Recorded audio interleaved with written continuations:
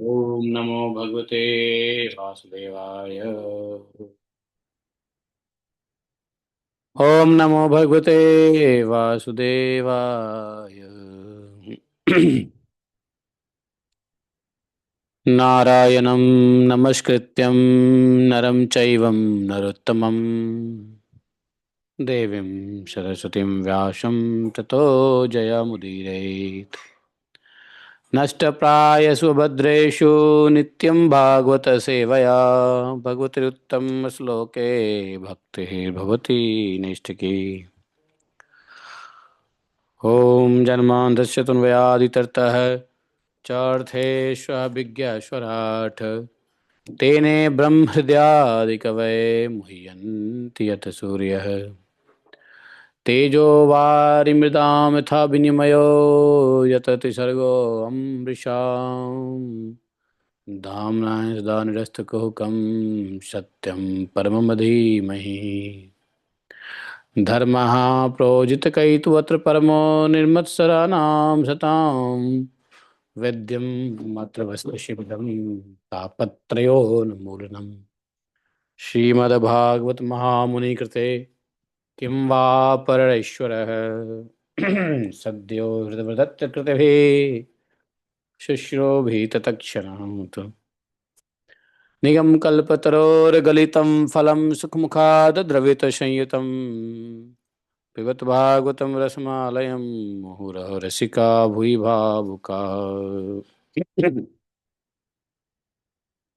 अहं सर्वस्य प्रभवो मत्तः सर्वं प्रवर्तते इति मत्वा भजन्ते मां बुधा भावास्मन्विता मच्चित्ता मद्गतप्राणा बोधयन्तः परस्परं कथतस्य मां नित्यं तुष्यन्ति च रमन्ति च तेषां सततयुक्तानां भजतां प्रीतिपूर्वकं ददामि बुद्धियोगन्तं येन मापुयान्ति ते तेषामेवानुकम्पार्थम् अहम् अज्ञानजं तमः नाशयात्मभावस्थो ज्ञानदीपेन भास्वता अहमेवासमेवाग्रे न अन्यत् सतसत्परं पश्चादमते तस्य युवशिष्येत सोऽस्मि अहम् ऋते अर्थं यत् प्रतीयेत न प्रतीयेत च आत्मनि तद्विद्यादात्मनो मायामिथा भाषो यथा तमः यथा महान्ति भूतानि भूतेषु चावचैष्यनु प्रविष्ठान्यन्यप्रविष्ठानि तथा तेषु न तेष्वहम् एतावदेव जिज्ञासं तत्र जिज्ञासुनात्मना अन्यव्यतिरेकाभ्यां यत्स्यात् सर्वत्र सर्वदा हरे कृष्ण कृष्ण कृष्ण हरे हरे हरे राम राम राम हरे हरे हरे कृष्ण कृष्ण कृष्ण हरे हरे हरे राम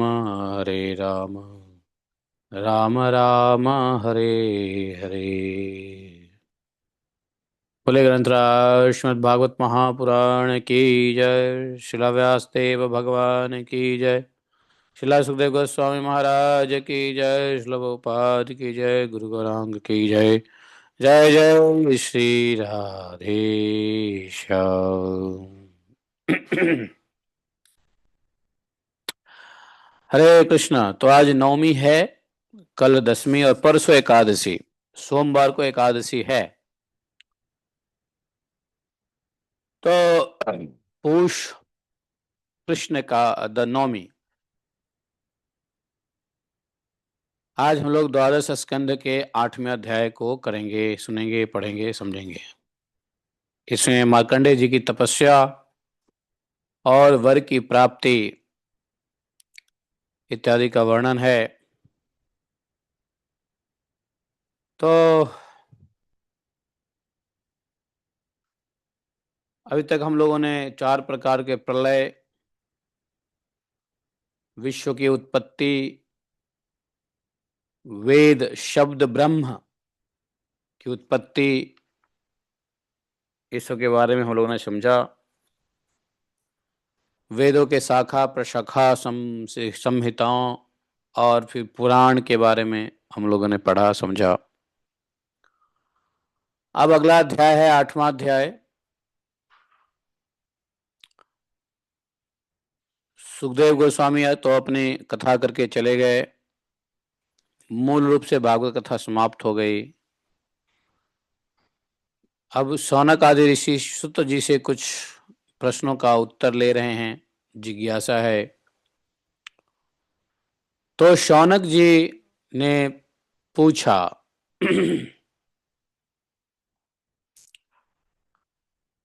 कहा, कहते हुए पूछा, ऐसा समझ लो। बोले, सुत जीव चिरम साधो वदनो वदताम वर तमस्य पारे भ्रमताम नृणाम तुम पारदर्शन आहुश्चिरायुष्मृषिं मृकण्डतनयं जनाः यः कल्पान्ते उर्वरितो जेन ग्रस्तमिदं जगत् स वा अस्मत्कुलोत्पन्नः कल्पे अस्मिन् भार्गवर्षभः नैवाधुनापि भूतानां सम्प्लवः कोऽपि जायते एक एवार्णवे भ्रम्यन् ददर्श पुरुषं किल वटपत्रपुटे तोकं शयानं त्वेकमद्भुतम् एष नः संशयो भूयान् सुतकौतूहलं यतः तं नश्छिन्धि महायोगिन् पुराणेष्वपि सम्मतः ॐ अज्ञानतिमिरान्धस्य ज्ञानाञ्जनशलाकया चक्षुरुन्मीलितं येन तस्मै श्रीगुरवे नमः। श्रीचैतन्यमनोभीष्टं स्थापितं येन भूतले स्वयं रूप कदा मह्यं ददाति स्वपदान्तिकं वन्देऽहं श्रीगुरो श्रीयुतपत्कमलं शीघ्रो न वैष्णवांश श्रीरूपं सागरजातं सहगण रघुनाथान्वितं तं सजीवं साद्वैतं सावधूतं परिजनसहितं श्रीकृष्णचैतन्यदेवं श्रीराधा कृष्णपादान् सहगण ललिता श्रीविशाखान्वितांश्च हे कृष्ण करुणा सिंधो दीनबंधो जगत्पते गोपेश गोपिकाकान्तं राधाकान्तं नमोस्तुते तप्त कांचन गौरांगी राधे वृंदावनेश्वरी वृषभानुसुते देवी प्रणमामि हरिप्रिये वाञ्छाकल्पतरुभ्यश्च कृपा सिन्धुभैव च पतितानां पावनेभ्यो वैष्णवेभ्यो नमो नमः। जय श्री कृष्ण चैतन्य प्रभु नित्यानंद श्री अद्वैत गदाधर श्रीवासादि गौर भक्तवृंद। हरे कृष्ण कृष्ण कृष्ण हरे हरे हरे राम राम राम हरे हरे। तो आगे सौनक आदि ऋषियों ने प्रश्न किया है, कहा है, कहते हुए प्रश्न किया है कि हे साधु शिरोमणि सुत जी, आप आयुष्मान हो, सचमुच आप वक्ताओं के सिरमौर हैं। जो लोग संसार के अपार अंधकार में भूल भटक रहे हैं, उन्हें आप वहां से निकाल कर प्रकाश स्वरूप परमात्मा का साक्षात्कार करा देते हैं। आप कृपा करके हमारे एक और प्रश्न का उत्तर दीजिए। पूछे कि बताओ क्या प्रश्न है। तो प्रश्न यह है कि ऐसा लोग कहते हैं, लोगों से सुना गया है, मृकंड ऋषि के पुत्र हुए मार्कंडेय। मार्कंडेय नाम इसलिए पड़ा था क्योंकि मृकंड के पुत्र थे। वो तो बड़े चिरायु थे, बड़ी लंबी आयु थी। और जिस समय प्रलय ने सारे जगत को निगल लिया था, उस समय भी वे बचे रहे, ऐसा सुना गया है। प्रलय के समय भी बचे रहे थे मार्कंडेय ऋषि। लेकिन सुत जी महाराज, बात किंतु ऐसा है कि वे तो इसी कल्प में हमारे ही वंश में उत्पन्न हुए और भृगुवंशी हैं, वो श्रेष्ठ भृगुवंशी हैं। जहां तक हमें मालूम है, इस कल्प में अब तक प्राणियों का कोई प्रलय हुआ ही नहीं है। ऐसी स्थिति में यह बात सत्य कैसे हो सकती है कि जिस समय सारी पृथ्वी प्रलय कालीन समुद्र में डूब गया था, डूब गई थी, उस समय मार्कंडे जी उसमें डूब और उतरा रहे थे? ऐसे कैसे हुआ? अंत में उन्होंने अक्षय वट के पत्ते के दोने में अद्भुत, अत्यंत अद्भुत और सोए हुए बाल मुकुंद का दर्शन किया।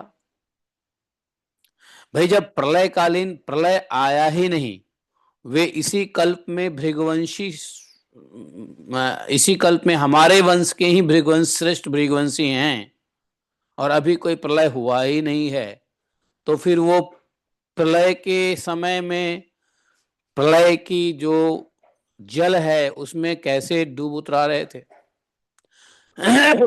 ये थोड़ा समझ में नहीं आ रहा है। और जब उन्होंने अंत में भगवान का दर्शन भी हुआ, बाल मुकुंद का दर्शन किया अक्षय वट के पत्ते के दोने में। सुत जी, हम लोगों के मन में बड़ा संदेह है और यह बात जानने की बड़ी उत्कंठा है। आप बड़े योगी हैं, पौराणिकों में सम्मानित हैं।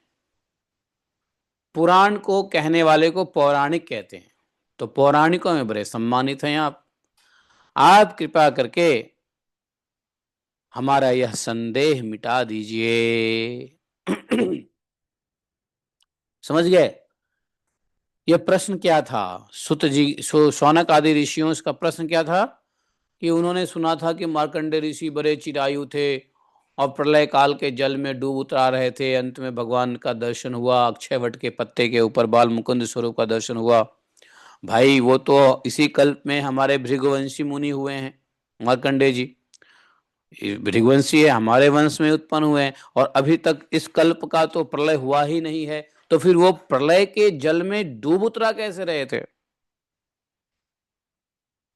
ये ये हम लोग को समझ में नहीं आ रहा है, इसका जरा उत्तर दीजिए। संदेह मिटाइए। तो इसके उत्तर में सुत जी कहते हैं, सुतवाच प्रश्न त्वया महर्षे अयम। देखो, प्रश्ने त्वया महर्षे अयम कृतो लोक भ्रमा भ्रमापः नारायण कथा यत्र गीता कलिमलापः।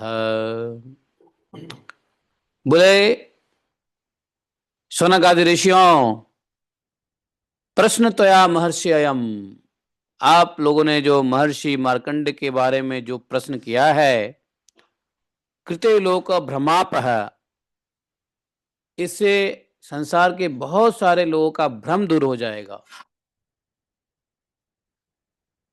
आप ही के मन में यह उत्कंठा नहीं है, बल्कि बहुतों के मन में यह उत्कंठा जानने की है कि जब महर्षि मार्कंडे इसी कल्प में भृगुवंशी होकर के आए और कल्प का अंत हुआ ही नहीं, प्रलय हुआ ही नहीं, तो प्रलय के जल में कैसे डूबे उतराए? इससे लोक भ्राम अपहा, लोकों में भी जो भ्रांति है नाना प्रकार की, उसका निवारण हो जाएगा। भ्रम मिट जाएगा। और उससे भी बड़ी बात तो यह है कि नारायण कथा यत्र गीता कली मलापहा। उससे भी बड़ी बात तो यह है कि भगवान, जो ये सब भगवान नारायण की महिमा है, तो भगवान के नारायण की महिमा का कथा भी सुनने को मिलेगा। आपने भगवान की एक और महिमा के बारे में प्रश्न पूछ दिया है, जो इसके संदर्भ में मैं बताऊंगा। भगवान के जो लीलाओं का गान करता है, क्या होता है? कली कलमा कला कली मल अपहा। कली का जो मल है, अपहा, दूर हो जाता है, नष्ट हो जाता है। तो बड़ी अच्छी आपने प्रश्न किया है। लोगों का भ्रम भी मिट जाएगा, नारायण की महिमा का भी वर्णन हो जाएगा, जो कली काल के पाप ताप को मिटाने के लिए भगवत कथा। बोले कि प्राप्त द्विज जाति संस्कारो मार्कंडेय पितुः क्रमात्। मार्कंडेय के जो पिताजी थे, उनका नाम था, क्या नाम था? जो मार्कंडेय जी के पिताजी थे, तो उनका नाम था मृकंड। तो वही यहाँ बोले कि मृकंड ऋषि ने अपने पुत्र मार्कंडेय को, जब वो पैदा हुए, तो सभी संस्कार समय समय पर कर दिया। मार्कंडेय जी विधि पूर्वक वेदों का अध्ययन किया, तपस्या युक्त होकर के अध्ययन किया, स्वाध्याय से संपन्न हुए, सभी वेद वेदांग संहिता पुराणों में पारंगत हुए मार्कंडेय ऋषि। और मार्कंडेय ऋषि ने विद्या अध्ययन के उपरांत ब्रह्मचर्य का पालन निश्चय किया, गृहस्थ धर्म को नहीं स्वीकार किया, आजीवन ब्रह्मचर्य का व्रत ले रखा था। स्वभाव से मार्कंडेय ऋषि बड़े शांत रहते थे। मार्कंडेय ऋषि के जो सर पे जटाएं जूट रहती थी, बढ़ा रखी थी उन्होंने, और वृक्षों की छाल का ही वस्त्र पहनते थे, और अपने हाथों में कमंडलू और एक हाथ में दंड लिए रहते थे।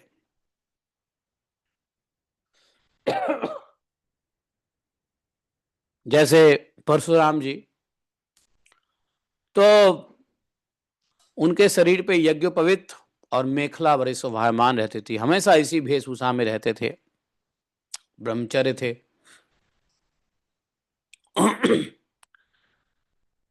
श्याम मृग का चर्म, रुद्राक्ष की माला और कुश, हमेशा यही उनकी संपत्ति रहती थी, पूंजी यही रहती थी हमेशा उनके पास, जो है ना। यह सब उन्होंने अपने आजीवन ब्रह्मचर्य व्रत की पूर्ति के लिए ग्रहण किया था। वे संध्या काल और सुबह प्रातः संध्या काल क्या करते थे? अग्निहोत्र करते थे, सूर्योपस्थान, गुरु वंदन, गायत्री वंदन, संध्या करते थे, ब्राह्मण का सत्कार करते थे, मानस पूजा भी करते थे, भगवान की आराधना भी किया करते थे। अहम ब्रह्मास्मि, मैं ब्रह्म परमात्मा का स्वरूप ही हूं, ऐसा। कृष्णाजिनम साक्ष्यम सूत्रम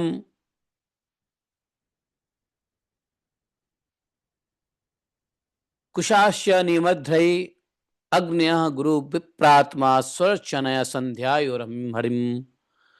तो भगवान हरिम, भगवान की भी वंदना करते थे, भगवान की भी भजन करते थे, साथ साथ में संध्या भी करते थे, ब्राह्मणों का सत्कार, गुरु वंदन और सूर्योपस्थान, अग्निहोत्र इत्यादि सब करते थे। और वो क्या करते थे? सुबह और शाम दो समय भिक्षा लाते थे और अपने गुरु के चरणों में निवेदन कर देते थे और चुपचाप मौन हो जाते थे। गुरु आज्ञा देते थे तो वो एक बार खा लेते थे, अगर गुरु ने नहीं आज्ञा दिया तो खाते भी नहीं थे। ब्रह्मचर्य जीवन का यह नियम है कि जो ब्रह्मचारी रहेगा वो गुरु के आदेश के अंतर्गत रहेगा। गुरु के सानिध्य में रहेगा, भिक्षाटन करके भोजन लाएगा, जो कुछ भी भिक्षा मिलेगा गुरु को अर्पण करेगा। गुरु यदि दिए एक रोटी या चार रोटी तो खाएगा, नहीं दिए तो नहीं खाएगा। ये नहीं कि गुरुजी मैं लेके आया हूं भिक्षा, मुझे तो 20% मिलनी चाहिए भिक्षा, 10 चपाती लाया तो 2 चपाती तो मिलनी चाहिए, है ना। हम्म। तो ये जो गुरु जी को लाते थे, गुरु जी जो कुछ भी अर्पण करते थे, गुरु जी जो कुछ भी देते थे, गुरु जी की आज्ञा से पाते थे वो, है कि नहीं।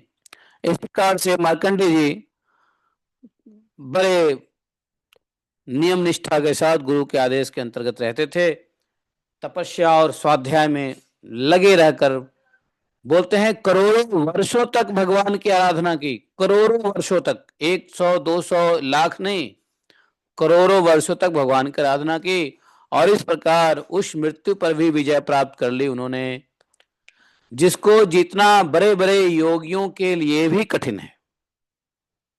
एक तरीके से मृत्यु पे विजय प्राप्त ही कर ली अपनी साधना आराधना के बल पे, जो करोड़ों करोड़ों वर्ष तक तपस्या ही करते रहे। मार्कंडे जी की मृत्यु विजय को देखकर एक तरीके से मृत्युंजय हो गए थे मार्कंडे जी, मृत्यु पर विजय प्राप्त कर लिया था। मार्कंडे जी की तपस्या और मृत्यु के ऊपर विजय प्राप्त किए हुए देख करके यहां तक कि भगवान मृत्युंजय अर्थात शंकर, दक्ष प्रजापति, ब्रह्मा जी के अन्य पुत्र, यहां तक स्वयं ब्रह्मा जी, भृगु जी, मनुष्य, देवता, पितर, जितने भी प्राणी थे सबके सब, सबको बड़ा आश्चर्य होता था कि वाह क्या मार्कंडे जी का जो है ना तपस्या है, मृत्यु छूती ही नहीं, करोड़ों करोड़ों वर्ष तक तपस्या कर रहे हैं, आजीवन ब्रह्मचर्य व्रतधारी योगी मार्कंडे जी इस प्रकार से तपस्या, भजन इत्यादि के द्वारा अविद्या है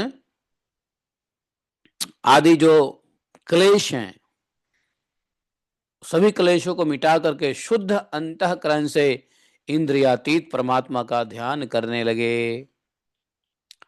योगी मार्कंडे जी महायोग के द्वारा अपना चित्त भगवान के स्वरूप में जोड़ते रहे। इस प्रकार साधन करते करते पता है कितने कितने कितने दिन तक साधन किया, 6 मनवंतर तक, 6 मनवंतर तक। अभी हम लोगों का कौन सा मनवंतर चल रहा है, जिस मनवंतर में ये कथा चल रही है, ये कथा सुत गोस्वामी जी सुना रहे हैं सोनक ऋषियों को नैमिषारण्य में। कौन सी मनवंतर की कथा है ये? 8वां मनवंतर चल रहा है अभी, 7 मनवंतर हो गया, 8वां मनवंतर चल रहा है, और आने वाले 6 मनवंतर और आने वाले हैं। तो इसका मतलब मार्कंडे जी इसी मार्कंडे जी इसी कल्प के दूसरे मनवंतर में आए थे, और अभी 8वां मनवंतर चल रहा है। तो बोले कि 6 मनवंतर व्यतीत हो गए। देखो मनवंतर जब चेंज होता है ना तो प्रलय नहीं होता है। प्रलय कब होता है? जब 14 मनवंतर कंप्लीट हो जाता है तो एक दिन ब्रह्मा जी का पूरा हो जाता है। जब एक दिन ब्रह्मा जी का पूरा हो जाता है 14 मनवंतर के बाद, तो एक प्रलय होता है जिसको बोलते हैं कौन सा प्रलय? नैमित्तिक प्रलय। तो नैमित्तिक प्रलय के लिए 14 बार मनु आते हैं, मनवंतर होता है, और एक मनवंतर में लगभग 1000 चतुर्युग होता है। 1000 चतुर्युग को डिवाइड करोगे तो लगभग 72 बार ये दिव्य युग चलता रहता है, चतुर्युग। तो 6 मनवंतर तक वो भगवान के साथ अपना चित्त जोड़े रखे, ऐसा तपस्या। बताओ, महान तपस्वी हुए भाई। ऐसे महान तपस्वियों का वर्णन यदि भागवतम में नहीं हुआ तो किसका होगा? भागवतम के 18 जरा श्लोक में मार्कंडे जी के लिए एक पूरा अध्याय दिया गया। ऐसे तपस्वी हुए हो मार्कंडे जी के लिए पूरा अध्याय, 12वें स्कंद का 8वां अध्याय पूरा मार्कंडे जी के तपस्या और उनके वर प्राप्ति का अध्याय डेडिकेट किया गया है। बताओ। तो ऐसे मार्कंडे जी के भक्त हुए हैं, मार्कंडे जी भक्त हुए हैं भगवान के, है ना। यही नहीं, सुनो, मार्कंडे जी के लिए एक चैप्टर नहीं, मैं गलत बोल गया, मार्कंडे जी के लिए भागवतम में 2 चैप्टर डेडिकेटेड है। 2 चैप्टर मार्कंडे जी। और मार्कंडे जी का 2 ही चैप्टर नहीं, तीसरा चैप्टर भी मार्कंडे जी के बारे में बात हो रही है, जब मार्कंडे जी को भगवान शंकर ने वरदान दिया था। तो भागवतम के 3 चैप्टर मार्कंडे जी के बारे में बात हो रही है। बताओ।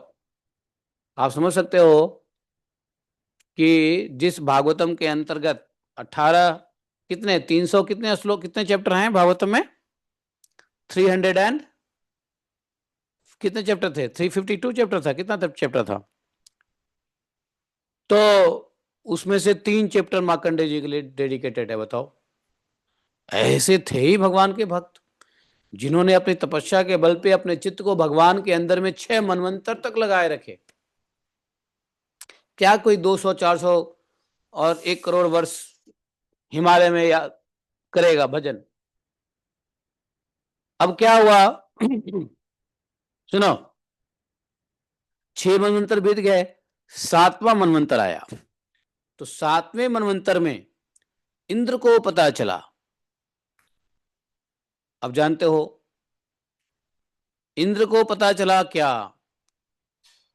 कि मार्कंडे जी बड़े भीषण तपस्या कर रहे हैं। तो इंद्र तो जानते हो तपस्या करने वालों से परेशान हो जाता है। तो इंद्रदेव को भय हो गया, भयभीत हो गए, सशंकित हो गए। ऐसा तो नहीं है कि ये भगवान से इंद्र पद मांगने के लिए तपस्या कर रहे हैं, हमारी तो पद चली जाएगी। अब उन्होंने क्या सोचा कि चलो इनकी तपस्या को भंग करते हैं, तपस्या में विघ्न डालते हैं जो इंद्रदेव का ऐसा स्वभाव ही है। आप भी तपस्या करोगे तो इंद्रदेव आके आपको क्या करेंगे? आपके हाथ से कुछ गलत काम करवा देंगे।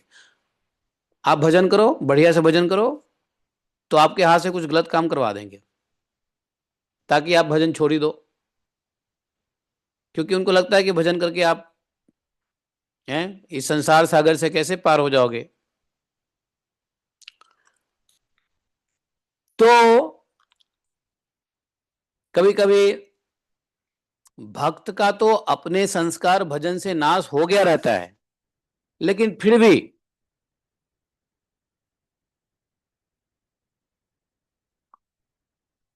जो भक्त बड़े लंबे काल के भजन के बावजूद भी यदि शरीर में उनको कठिनाई रहती है, शरीर में उनको तकलीफ है, तो इसका कारण उनका अपना कर्म नहीं होता, जो अपनी पूरे जीवन ही भगवान के प्रचार के कार्य में लगा दिया, भागवत सेवा में लगा दिया, हरिनाम में लगा दिया पूरा जीवन। और मान लो अंत काल में या अंत काल से पहले ही अगर शरीर में कोई आदि व्याधि होती है, तो ये सिर्फ उनके संस्कार नहीं है, कोई ये समझे कि नहीं नहीं नहीं ये महाराज के अपने कर्म हैं जिनसे ये सफर नहीं। वो तो उनका कर्म खत्म कब हो गया? जल गया, नाश हो गया। तो अब बोले अगर कर्म का नाश हो गया, उनका संस्कार जल गया, तो फिर ये तकलीफ क्यों हो रही है महाराज को? ऐसा प्रश्न आपने भी कल ही बोले थे ना, तो उसका उत्तर यही मिल रहा है। तो ऐसा कर्म क्यों? तो साधुओं का अपना कर्म की वजह से, अपने संस्कार की वजह से उनको शरीर में तकलीफ नहीं होती है, बल्कि शरीर में तकलीफ एक एग्जामिनेशन भी है। देवता लोग एग्जामिनेशन लेते हैं। इंद्रदेव जो कि हमारे जितने भी ऑर्गन हैं, सभी इंद्रियों के इंद्रिय अधिष्ठात्री देवता हैं। जैसे हाथ के देवता कौन है? इंद्र। आंख के देवता कौन है? सूर्य। मुख के देवता कौन है? अग्नि। पैर के देवता कौन है? स्वयं विष्णु, विष्णुपाद। पैर के देवता विष्णु हैं। हमारे कर्म इंद्रिय हो, ज्ञान इंद्रिय हो, सबके अधिष्ठात्री देवता हैं। जैसे मन के देवता कौन है? चंद्रमा। तो ये जो हमारे अंदर में कर्मेंद्रियों ज्ञानेंद्रियों के अधिष्ठात्री देवता हैं, ये देवताओं का एक काम है कि जीवों को टेस्ट करो। इसलिए देवता लोग भी आते हैं परेशान करने, वो आपको व्याधि देंगे। कि भैया ठीक है भजन तो पूरी जिंदगी कर लिया, लेकिन अभी भी आपकी चेतना बीमारी में है, शरीर में है, या शरीर से ऊपर है। तो ये देवता लोग भी टेस्ट करने आते हैं। दे टेस्ट योर टॉलरेंस। आपकी श्रद्धा प्रकृति में है या पुरुष में है, यह देखने के लिए भी इंद्रदेव या अन्य, है ना, जैसे मान लो जठराग्नि है, अग्नि बिगड़ जाएगी, भोजन नहीं पचेगा, है, तो अब पहले ना कितने कितने हमारे बूढ़े लोग होते हैं ना, बूढ़े बुजुर्ग लोग, अरे भोजन नहीं पच रहा है, गैस बन रहा है, ये हो रहा है, वो हो रहा है। तो भजन छोड़ के ये गैस भोजन डाइजेशन में ही लगा रहेगा, इसका मतलब क्या है, चेतना उसी में है। ठीक है, पचा तो खाएंगे, नहीं पचा तो नहीं खाएंगे, पानी पी के भजन करेंगे। लेकिन अब क्या है, अब पेट के, अब डाइजेशन की गोली खा लो, डॉक्टर के पास जाओ, ये इलाज कराओ, डॉक्टर साहब पेट में जो है ना वो हो रहा है, खाया नहीं जा रहा है। अरे भाई नहीं खाया जा रहा, मत खाओ, पानी पी करके, दूध पी करके, जल पी करके, दलिया पी करके, लिक्विड पी करके, फ्रूट्स का जूस पी करके भजन करो। नहीं पच रहा है, टेंशन नहीं है। क्योंकि ये देवता लोग तो आपको ट्रबल करेंगे ही। यही टेस्ट करते हैं कि आप जो है दांत बनवाने के पीछे पड़े रहे हो, या पेट के पीछे पड़े रहो, या दिल के पीछे पड़े रहो, हाथ पैर के पीछे। तो कहने का मतलब यह है, ये बात मैं नहीं कह रहा हूं, इसका प्रमाण भागवतम में ही है। कब, कौन कहते हैं, ये कहते हैं हमारे जड भरत, राजा रहुगन के संवाद में जड भरत कहते हैं कि ये दुष्ट देवता लोगों ने ही हमारी बुद्धि को फेर दिया, जिससे मैं मोहित होकर के उस हिरण शावक के ऊपर मोहित हो गया और मुझे पुनः हिरण शावक में जाना पड़ा। लेकिन मेरे अपने भजन की वजह से शावक के योनि में जाने के बावजूद भी, हिरण शावक के योनि में जाने के बावजूद भी मुझे पुराने जन्मों का याद रहा। मैं भी एक राजा था रहुगण, तुम्हारी तरह मैं भी एक राजा था। तुम कौन से घमंड में घूम रहे हो? राजा रघुगन को डांटा था, उपदेश दिया था कि मैं भी एक राजा था, तुम अपने आप को राजा कह रहे हो, तुम राजा हो, मैं तो सम्राट था। कौन? भरत। और ये जरूर देवताओं ने दुष्टतावश मेरी बुद्धि बिगाड़ दी, जिससे मैं मोहित हो गया। ये देवता लोग बुद्धि बिगाड़ दिया करते हैं दुष्टतावश, तो वो जड़ व्रत कह रहे हैं। तो कि देवता लोग बुद्धि बिगाड़ते हैं, देवता लोग आते हैं डिस्टर्ब करने के लिए, है कि नहीं? तो देवता लोग आते हैं डिस्टर्ब करने के लिए, तो उसका कारण एक और है कि वो टेस्ट करने के लिए आते हैं, वो एग्जामिनेशन के लिए आते हैं कि चित्त चेतना कहाँ है। सुख में भजन सब करे, दुख में करे न कोई, दुख में जो भजन करे वही चेतन होए। भाई सही चेतन तो है कि दुख में भजन हो, क्योंकि जीवन के अंत में सुख नहीं आने वाली है, दुख आने वाली है। इसलिए सुख में भजन हो रहा है तो इसको भजन नहीं कहते हैं। दुख में भजन हो वो तारने वाली, वो प्रैक्टिस होनी चाहिए। क्योंकि अंत में सुख थोड़ी ना आने वाला है। पूरे जीवन लड्डू पेड़ा मिश्री खाए, अच्छे अच्छे पलंग तकिया गलीचे गलीचे पे सोए, एसी लगा के, लेकिन अंत में क्या होने वाला है? कितना भी एसी है, कितना भी बढ़िया है, तो सारा बेटा नाती पोता सामने आ जाएगा, लेकिन शरीर का कफ पित्त वात जब कष्ट बढ़ाएगा, तो उस पीड़ा में जी भजन करने की आदत होगी, वही उस पीड़ा को झेल के भजन करेगा। तो ये जो कष्ट शरीर के आते हैं ना, ये इसलिए आते हैं कि बेटा कष्ट में भजन करना सीख, है कि नहीं? क्योंकि वास्तव में जब कष्ट आएगा, मृत्यु रूपी कष्ट, तो उस समय भजन कैसे करेगा? इसलिए मृत्यु से पहले बीमारी आती है, जन्म मृत्यु जरा व्याधि। तो व्याधि इसलिए आता है मृत्यु से पहले कि व्याधि में भजन करने की आदत डाल। जैसे एक सैनिक है, सैनिक की भर्ती होता है, मान लो एक फायर फाइटर सोल्जर है, अब फायर फाइटिंग के लिए उसकी भर्ती हुई है, तो उसकी ट्रेनिंग कैसे होगी? तो क्या होता है, एक आग लगा दी जाती है और कहता है बुझाओ। तो ऐसी सिचुएशन दिया जाता है, या आर्मी की ट्रेनिंग देखो, एक बनावटी सिचुएशन दिया जाता है, जंगल में ले जाया जाता है, उसको ट्रेनिंग दिया जाता है। तो इसलिए ये जो व्याधि है, ये व्याधि कोई नुकसान देने के लिए नहीं है, बल्कि व्याधि हमारे को मजबूत करने के लिए आता है, यह दिखाने के लिए आता है कि बीमारी में भजन करना सीखो, क्योंकि अंत में मुश्किल ही आने वाली है। सब कुछ ठीक ठाक है, भजन कर लिया तो ये कोई बड़ी बात नहीं है। तो साधुओं के अंत समय में जब ऐसी दिक्कतें आती है शरीर में, तो वो विघ्न डालने आते हैं देवता लोग। ये देवता लोग जो है ना विघ्न डालने आते हैं, ऐसा समझना चाहिए। लोगों को लगता है, देखने वाले को, हमको लगता है कि यहाँ कितना कष्ट हो रहा है महाराज को, कितना कष्ट हो रहा है संत को, साधु को।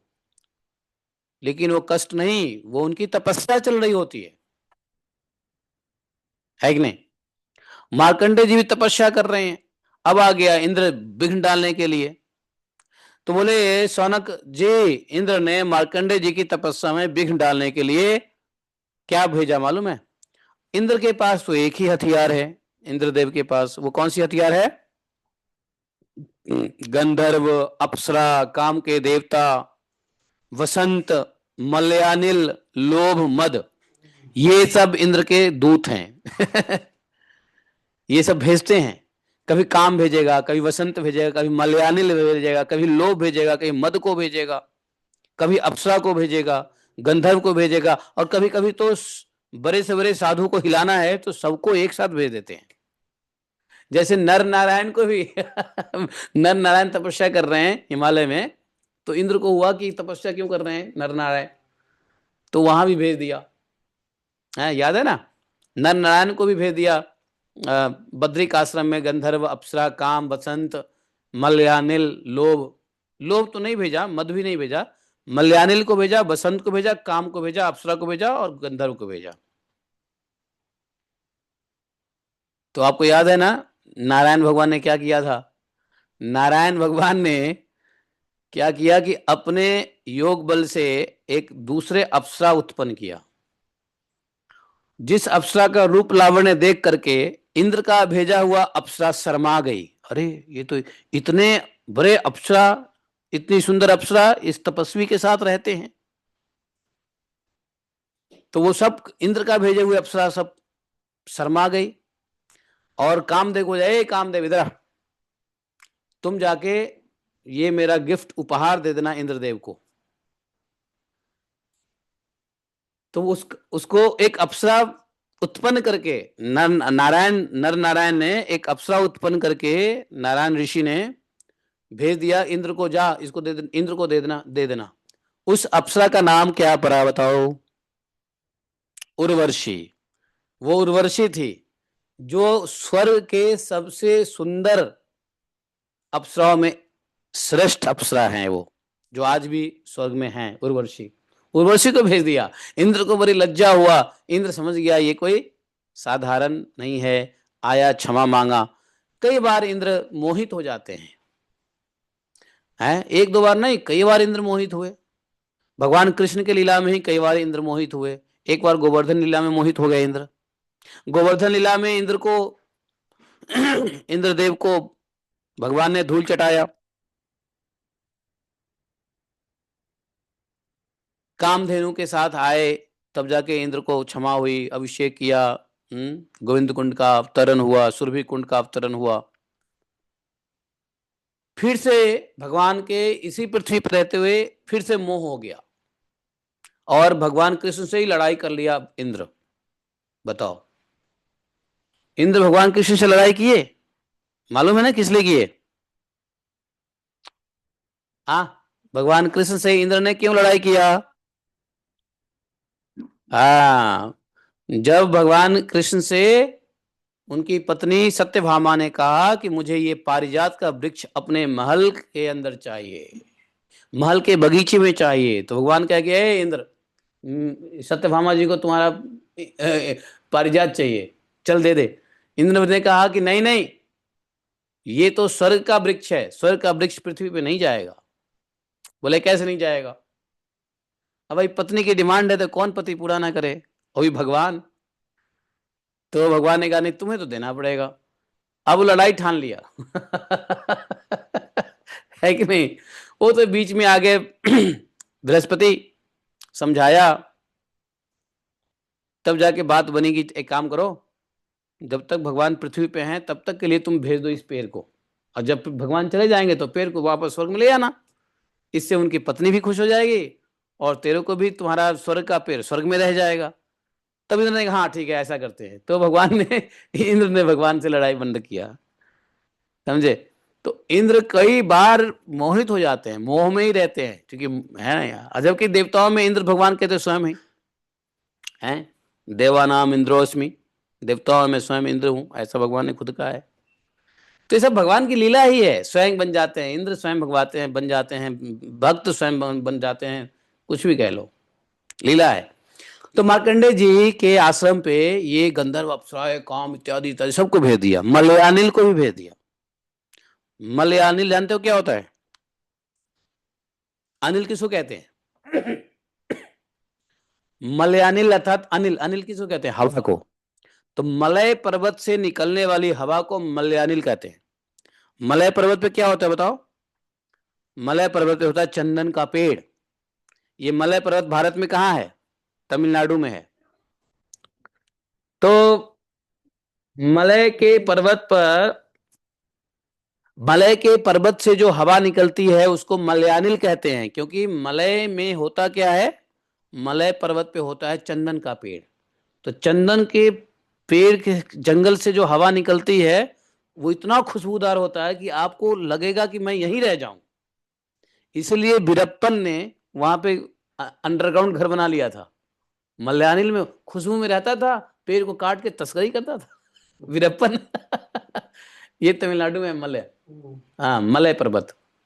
तो मलयानिल, वो कहोगे भारत में और जगह है क्या? नहीं, और जगह है ही नहीं, एक ही जगह है तमिलनाडु में, मलयानिल।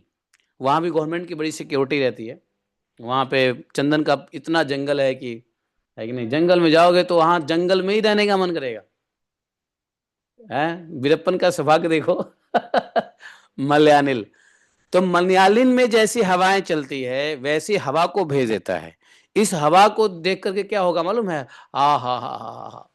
फिर बसंत को भेज देगा, बसंत ऋतु, ओ हो, ऐसी ऋतु मजा। जैसे हम लोग कभी विदेश गए, स्विट्जरलैंड गए तो स्विट्जरलैंड को देखा, आ क्या स्वर्ग है, छोड़ो यार भारत क्यों जाएं। फंस जाते हैं माया में। तो ऐसे फंसाने के लिए बसंत काम मलयानिल लोभ मद को भेज दिया इंद्र ने, किसके पास? मार्कंडे जी के पास, जो 6 मनवंतर से तपस्या कर रहे हैं। अच्छा एक और प्रश्न आता है, प्रश्न यह आता है कि जब मार्कंडे जी ने 6 मनवंतर तक तपस्या की तो हर मनवंतर में इंद्र होते हैं, हर मनवंतर में सप्तर्षि होते हैं, हर मनवंतर के मनु होते हैं, उनके पुत्र होते हैं। तो फिर उस मनवंतर में इंद्र ने क्यों नहीं डिस्टर्ब किया? ऐसा है, उस मनवंतर ने इंद्र, ये 7वें मनवंतर में आकर के इंद्र ने क्यों डिस्टर्ब किया? तो 7वें मनवंतर ने में आकर के इंद्र ने इसलिए डिस्टर्ब किया कि मार्कंडेय जी तो विरक्त थे, उनको किसी चीज की लालच थी नहीं। तो उन्होंने देखा चलो ये तपस्वी हैं, इनको कोई घर गृहस्थी जो चलाना नहीं है, इनको राज्य पाठ या ऐसा कोई ऐश्वर्य चाहिए नहीं, ये तो मृग मेखला पहन के घूमने वाले लोग हैं, तपस्या कर रहे हैं, भगवान की चिंतन कर रहे हैं, कोई बात नहीं, चलो कोई बात। उन्होंने ध्यान नहीं दिया 6 मनवंतर तक इंद्र ने। 7वें मनवंतर में उनको लगा कि नहीं ये तो लगता है कुछ गड़बड़ करने वाले हैं, नहीं तो इतनी लंबी तपस्या क्यों करेंगे। तब जाकर के 7वें मनवंतर ने इनको डिस्टर्ब करने की कोशिश किया। और जैसे इंद्र की आज्ञा पा करके ये जो काम, गंधर्व, अप्सरा, मलयानिल, बसंत, ये सब गए। मार्कंडेय जी के आश्रम कहाँ पे था मालूम है? हिमालय के उत्तर दिशा में। और वहां पर एक नदी है, उसी के किनारे मार्कंडेय जी का आश्रम हुआ करता था, उसका नाम है पुष्पभद्रा नदी, समझे। यहाँ भागवतम में इस नदी का जिक्र भी हुआ है। हाँ, पुष्पभद्रा नदी यत्र चित्राख्या च शिला विभो, ऐसा कहा भी है, पुष्पभद्रा नदी यत्र, जहां पे पुष्पभद्रा नदी नाम की नदी बहती थी। और वहां पे एक पहाड़ है, शिला है, जिसका नाम है चित्रा। महर्षि मार्कंडे जी का आश्रम वहीं पे था, बड़ा पवित्र आश्रम, चारों ओर से बड़े हरे भरे वृक्ष, लताएं हैं, उन पे लहलहाती रहती थी। और वृक्ष के झुरमुट में स्थान स्थान पर पुण्यात्मा ऋषिगण निवास करते थे, और बड़े ही पवित्र और निर्मल जल से बड़े जलाशय सब ऋतुओं में एक से ही रहते थे।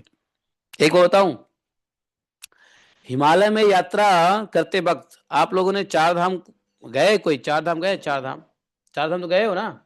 गए हो चार धाम?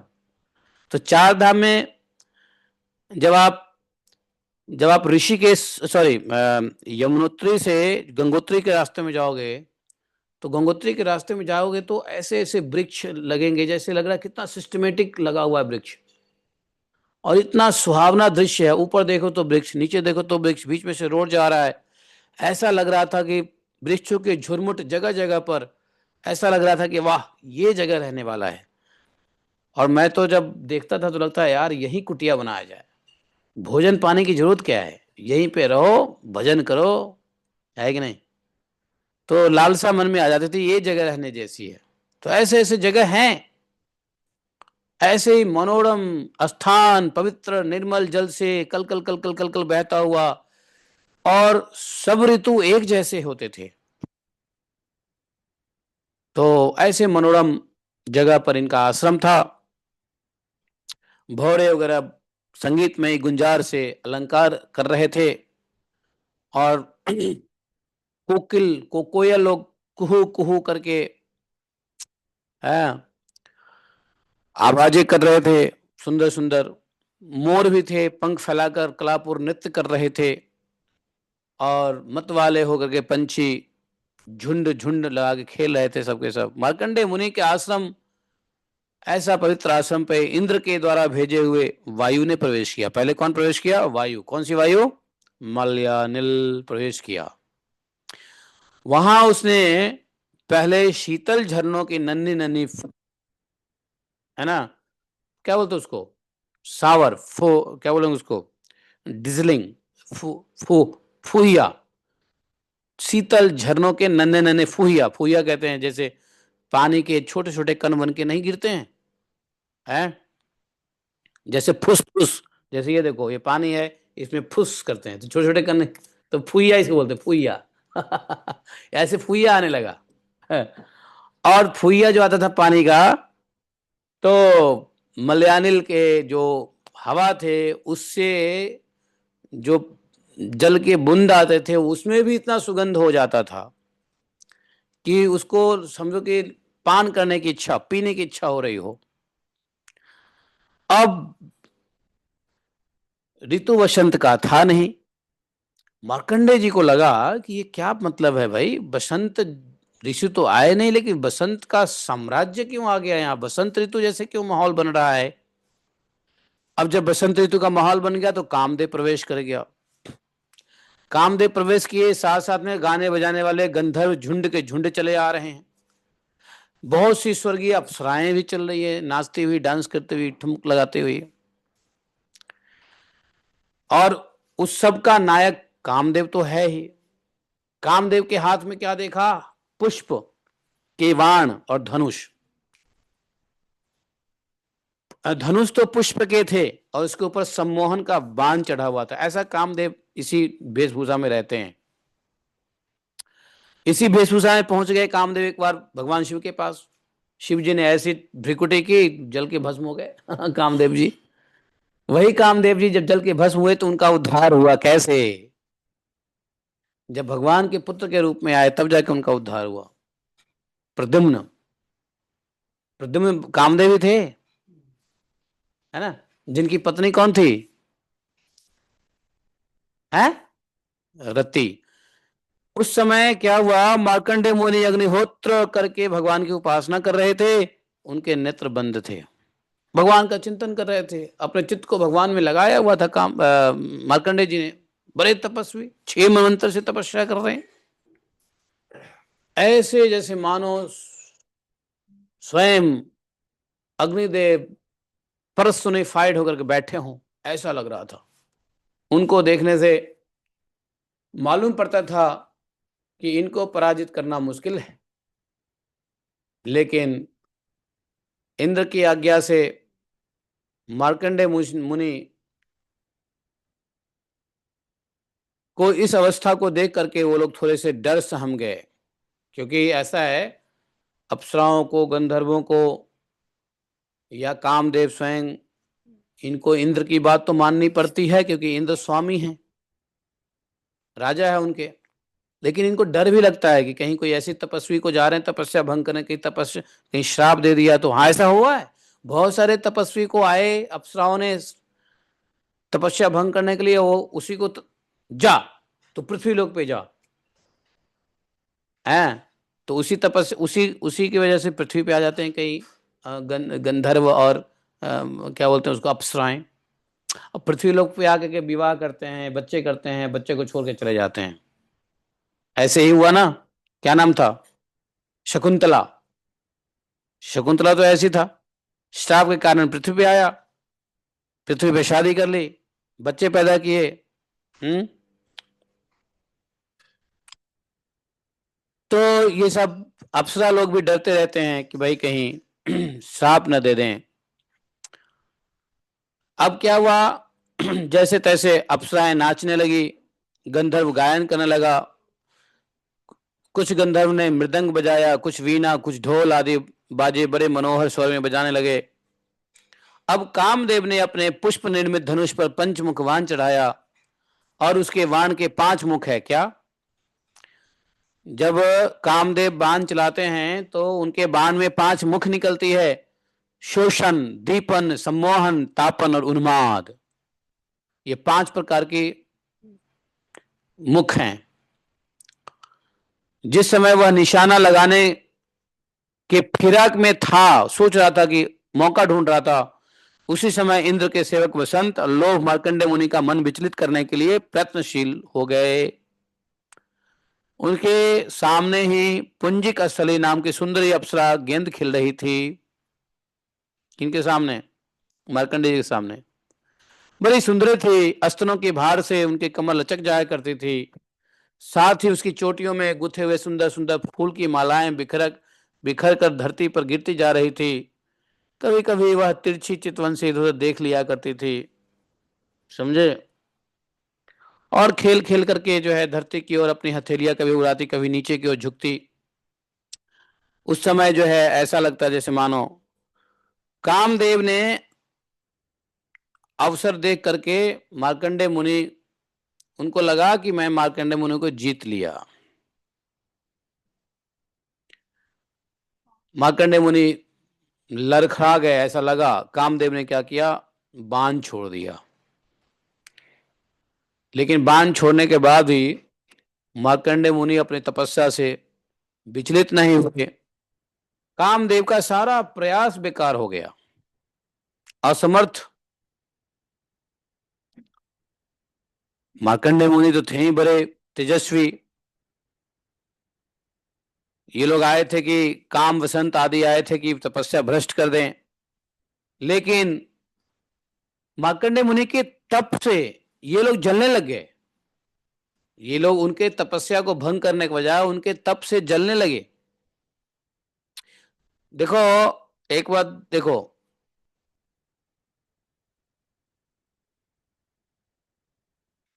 ये जो दूत हैं इंद्र को, इंद्र के जो दूत है वो पृथ्वी पे भी सभी मनुष्यों के ऊपर लगा रहता है, समझे। क्योंकि इंद्र चाहते ही नहीं कि तपस्या आप करें, आप भगवान को प्रसन्न कर लें। क्योंकि भगवान जब एक बार प्रसन्न हो जाते हैं भक्ति से, तो कुछ भी दे देते हैं। तो इंद्र को डर रहता है कि ये भजन कर रहा है तो कहीं भगवान को प्रसन्न करके कुछ उलुल जलुल फजूल की बातें न मान लें। और इंद्र को यह भी डर रहता है, बड़े बड़े दैत्य हुए हैं जो भगवान को प्रसन्न करके उन्होंने इंद्र को ही नुकसान पहुंचाया है। इंद्रलोक पे आक्रमण कर दिया है, इंद्र को कई बार इंद्र के पद से गिरा दिया है, भगा दिया है। इंद्र के पत्नी को भी कोशिश किया है दैत्य लोगों ने, तो कई बार ऐसा हुआ है। तो इंद्रदेव को इस बात का भय रहता है, चलो मानो, है ना, कहीं ऐसी शक्ति न मान ले जो हम पे ही आक्रमण कर दे। तो कहते हैं ना, वो छाछ का, दूध का जला हुआ छाछ भी फूक फूक के पीता है, नहीं? अगर दूध से मुंह जल जाए, उसके बाद छाछ भी फूक फूक के पीता है। वही इंद्रदेव का हाल है। तो उनको पास्ट अनुभव है इंद्रदेव का, इसलिए जितने भी लोग भजन करने वाले लोग हैं, उनको पीछे, उनके पीछे इंद्रदेव क्या करते हैं, ये छोड़ देते हैं। किसको छोड़ देते हैं? अपने सेना को छोड़ देते हैं कि भैया इसको परेशान करते रहो। तो इनके सेना कौन कौन है? हैं? इनके सेना यही है, गंधर्व, अप्सराएं, काम, बसंत, सुगंधित हवा, लोभ, मद। और इसी में फंस जाता है। लोभ मद में तो पूरा मनुष्य फंसा हुआ है, काम वासना से पूरे मनुष्य फंसे हुए हैं, नहीं?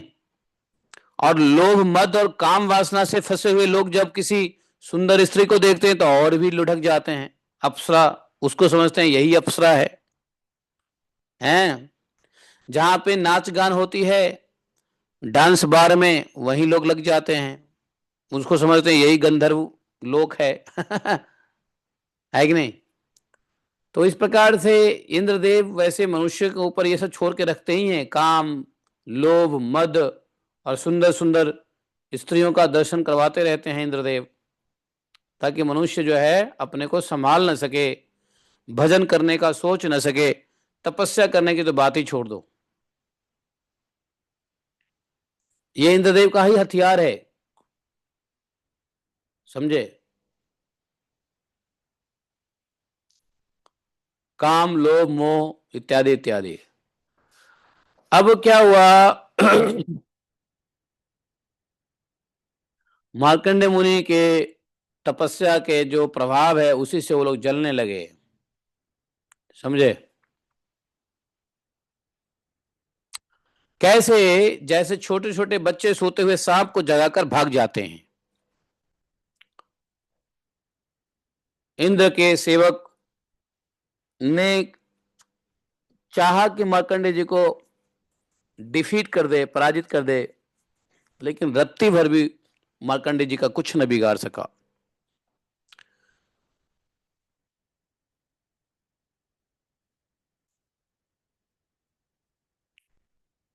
तो बोले कि इतना ही नहीं, मार्कंडे जी के मन में इस बात के लिए थोड़ा सा भी अहंकार भाव पैदा नहीं हुआ कि मैं, वाह, मैं कितना तपस्वी हूं, मैंने इंद्र का भेजा हुआ कामदेव को भी पराजित कर दिया।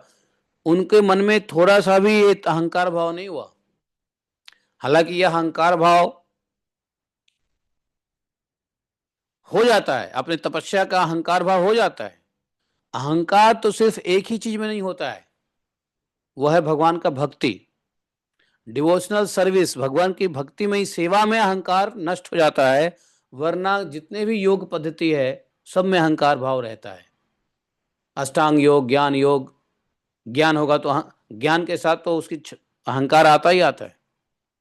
तपस्या कर लिया, ब्रह्मचर्य का पालन कर लिया, तो अहंकार आता ही है।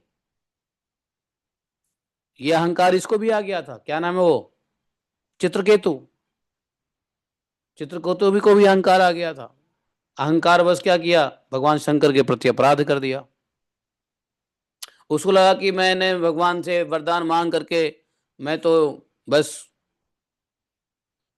खगचर घूमने वाला हो गया, मैं बड़ा संयमी हो गया, बड़ा ब्रह्मचारी हो गया, और अहंकार का भाव पैदा हो गया। और उस भाव में क्या हुआ, भूल गए शिव जी की महिमा को। और फिर जो है उसने, चित्रकेतु ने क्या किया, शिव जी का अपमान कर दिया। माता पार्वती ने श्राप दे दिया, और क्या बन गया वो, चित्रासुर।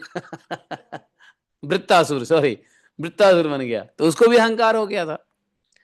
तो ये ब्रह्मचर्य का अहंकार, तपस्या का अहंकार हो ही जाता है। लेकिन लेकिन मार्कंडे जी के अंदर में थोड़ा सा भी अहंकार भाव नहीं हुआ। ऐसे महापुरुष के लिए कोई बड़ी आश्चर्य की बात नहीं है। देवराज इंद्र ने देखा, ये क्या, हमारे सारे दूत वापस लौट गए। इनका कुछ बिगाड़ ना पाए। इतना ब्रह्म महर्षि ब्रह्म मार्कंडेय जी परम प्रभावशाली हैं, इंद्र को भी बड़ा आश्चर्य हुआ है। अब क्या हुआ, मार्कंडेय जी तपस्या, स्वाध्याय, धारणा, ध्यान, समाधि के द्वारा भगवान में चित्त लगाने का प्रयत्न करते रहते थे, और उन पर कृपा प्रसाद की वर्षा करने के लिए मुनिजन, अन्य मुनिजन, नयन मनोहरी नरोत्तम नर और भगवान नारायण प्रकट हुए। जब तपस जानते हो तपस्वियों का डीटी कौन है? तपस्वियों के भगवान कौन है? नर नारायण। नर नारायण ने ही आकर के तपस्या का तो सिद्धांत, तपस्या, परमहंसों को तपस्या करना सिखाया नर नारायण, इसलिए उनका अवतार हुआ। तो ये ऐसे महान तपस्वी हुए कि भगवान नर नारायण प्रकट हुए, नरोत्तम नर और भगवान नारायण प्रकट हुए, समझे, कृपा करने के लिए। अब दोनों नर नारायण दोनों का शरीर गौर वर्ण का था। नर का शरीर गौर वर्ण और भगवान नारायण का शरीर श्याम वर्ण का था। दोनों के ही नेत्र तुरंत के खिले हुए कमल के समान विशाल थे, चार भुजाएं थी। एक मृग चर्म पहने थे तो दूसरे मृग की छाल पहने थे। नर मृग चर्म और नारायण मृग छाल पहने थे। हाथ में कुश लिए हुए थे, गले में तीन तीन सूत के यज्ञोपवीत शोभायमान थे। वे कमंडलू और बांस का सीधा दंड ग्रहण किए हुए थे। कमल गट्टे की माला और जीवों के हटाने के लिए वस्त्र की कूची भी रखे हुए थे। ब्रह्मा इंद्र आदि के भी पूज्य भगवान नर नारायण कुछ ऊंचे कद के थे और वेद धारण किए हुए थे। बड़ी शरीर में बड़ी कांति थी, पीले पीले रंग की कांति निकल रही थी, चमक रही थी बिजली के समान, मानो स्वयं तप के मूर्तिमान आ गए हों। मार्कंडे मुनि ने देखा साक्षात स्वरूप नर नारायण ऋषि पधारे हैं। बड़े आदर भाव से उठे, धरती पर दंडवत लुट करके साष्टांग प्रणाम किया है मार्कंडे ऋषि ने, समझे। भगवान के दिव्य दर्शन से उन्हें बड़ा आनंद हुआ है, स्वामी का दर्शन हुआ। सभी तपस्वियों का स्वामी कौन है? नर नारायण। रोम रोम उनके खिल गए हैं, सारी इंद्रियां अंतःकरण शांत समुद्र में गोता खाने लगे हैं, बड़ा पुलकित शरीर। अरे देखो ये चूहा फिर आ रहा है, देखो इधर आओ, इधर आओ, इधर आओ, एक मिनट, इधर आओ, इधर इधर इसको बाहर करो, गेट खोल दो इसको, यहाँ से इधर आओ, इधर आओ, इधर आओ, मंदिर के पास में आओ। अब उधर कपड़ा को हटाओ, कपड़ा को, पर्दा को हटाओ, पर्दा को। नहीं वो खोलो ना, निकल जाएगा। नहीं निकलेगा, नहीं निकलेगा। नहीं हाँ खोलो खोलो, पूरा खोलो, पूरा खोलो, पूरा खोलो, पूरा खोलो। पर्दा हटाओ, पर्दा हटाओ, पर्दा हटाओ, पर्दा में छुपा हुआ था, है ना? कहाँ गया वो? चलो, वो आ जाता है उधर, रात भर कट कट कट कट किया है।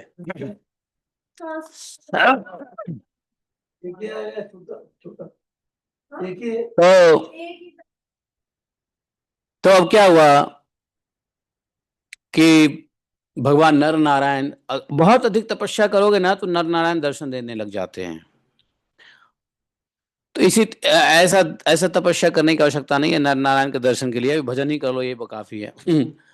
तो भगवान के दर्शन, नर नारायण के दर्शन हुए तो दिव्य दर्शन से जो है ना उनकी आंखों में आंसू आ गए हैं, उमर आए हैं, आंखों में आंसू आए हैं, जिसकी वजह से आंखें झिलमिला गई है और भगवान का चेहरा भी नहीं दिख रहा है।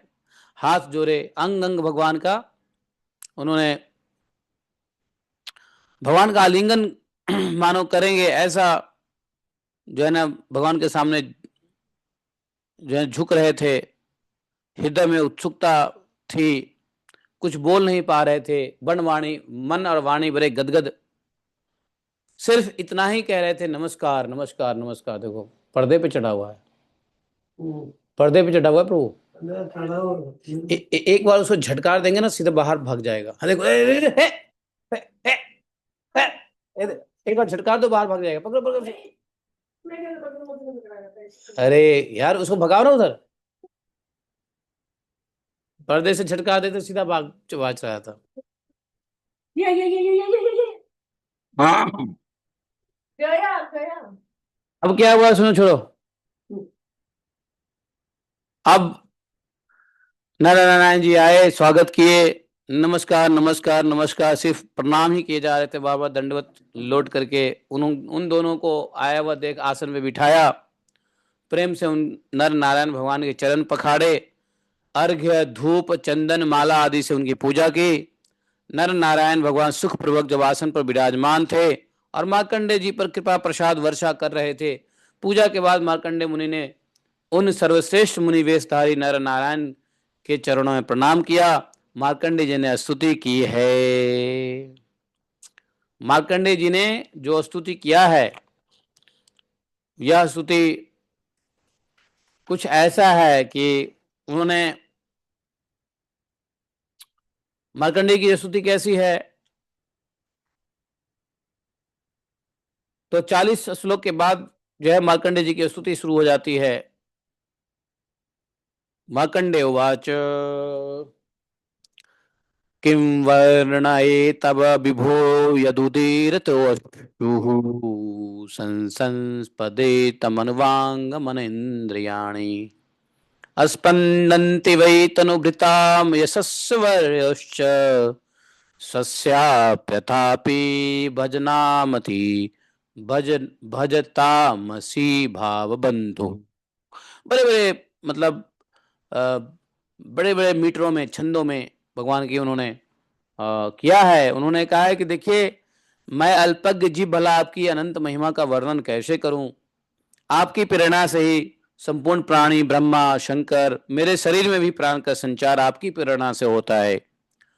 फिर उसी के कारण मन वाणी इंद्रिय में भी बोलने की, सोचने की, विचारने की और जो कुछ भी करने और जानने की शक्ति आती है।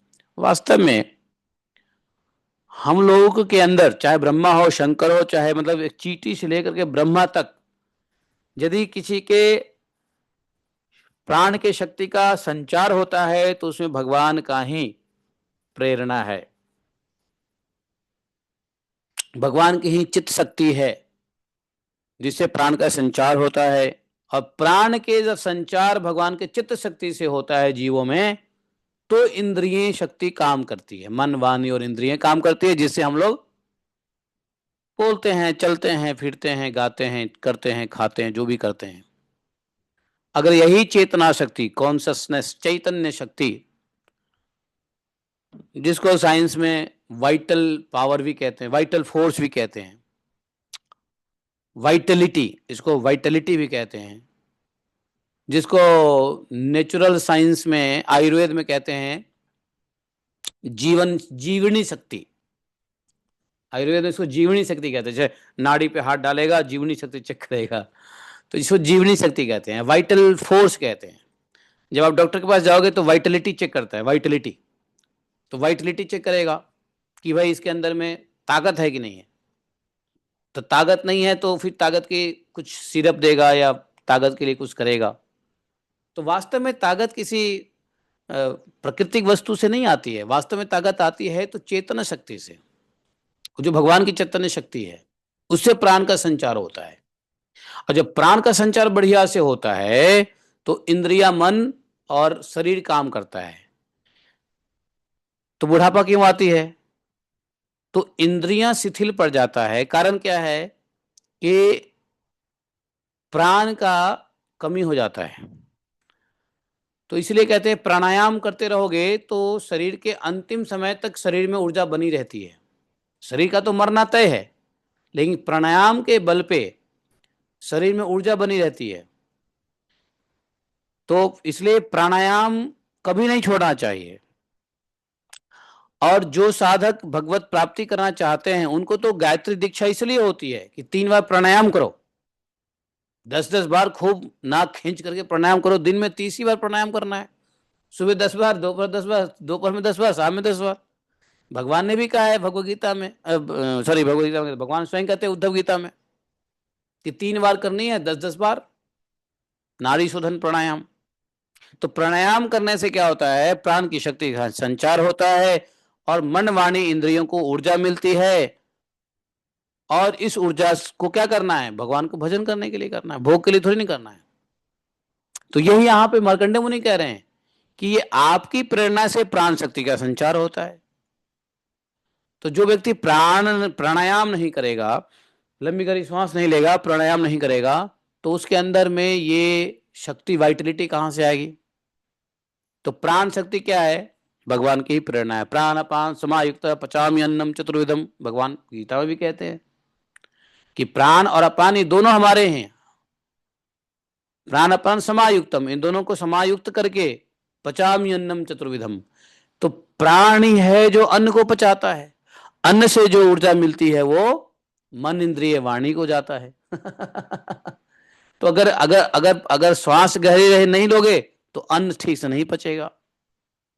क्योंकि अगर श्वास नहीं लिया, प्राणवायु गड़बड़ हो गया तो अपान वायु गड़बड़ हो जाएगा। जब प्राण और अपान समायुक्त नहीं होगा तो भोजन नहीं पचेगा। क्योंकि भगवान कहते हैं प्राण अपान समायुक्तम पचामी अन्नम चतुर्विधम। तो प्राण अपान समायुक्त नहीं होगा तो भोजन नहीं पचेगा। भोजन नहीं पचेगा तो मन वाणी इंद्रियों को शक्ति नहीं मिलेगी। मन वाणी इंद्रियों को शक्ति नहीं मिलेगी तो क्या होगा? मृत्यु, आत्महत्या हो जाएगा, बुढ़ापा पहले ही आ जाएगी, शरीर नाश हो जाएगा। इसलिए शरीर को तब तक रखना है ठीक ठाक जब तक भजन भक्ति पूरा ना हो जाए। तो उसके लिए भगवान ने प्राण की रूपी प्रेरणा दिया है, ये मार्कंडेय मुनि कह रहे हैं। और इस जब मन इंद्रिय वाणी में जब शक्ति आती है तो कुछ सोचने का, कुछ विचारने का, कुछ करने का। ये भागवतम के ऊपर भी विचार कैसे करोगे जब इंद्रिय मन में क्या होगा? शक्ति रहेगी। भगवान की कोई पूजा करोगे, नाम जब भी करोगे, कब करोगे? जब इंद्रियों में शक्ति रहेगी। और इंद्रियों में शक्ति कहां से आएगी? जब प्राण का संचार होगा।